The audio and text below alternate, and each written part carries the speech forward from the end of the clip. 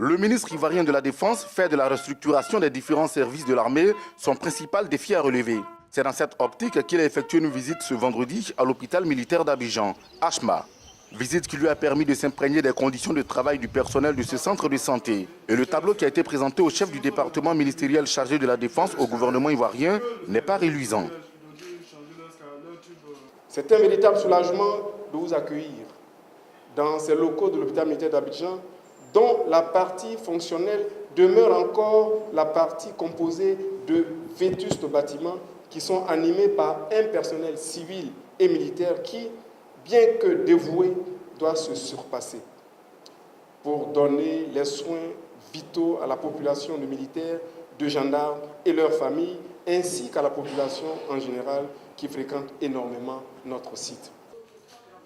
Ce sont au total 75 000 patients qui fréquentent l'hôpital militaire d'Abidjan par an, car il a une renommée pour la qualité des prestations de son personnel. Mais le renforcement du plateau technique et la réhabilitation de certains bâtiments vont permettre au personnel d'être plus performant, d'où l'assurance du ministre de la Défense. Aujourd'hui, le scanner ne marche pas parce qu'il faut 75 millions. Depuis bientôt quelques années, ce n'est pas normal.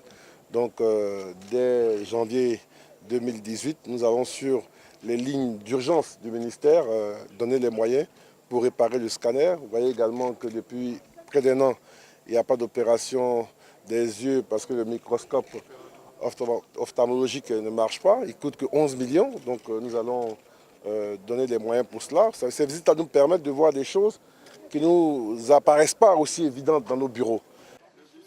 Créé en 1980, l'hôpital militaire d'Abidjan dispose de plusieurs services, parmi lesquels la radiologie, l'odontostomatologie, l'ophtalmologie et la neurologie.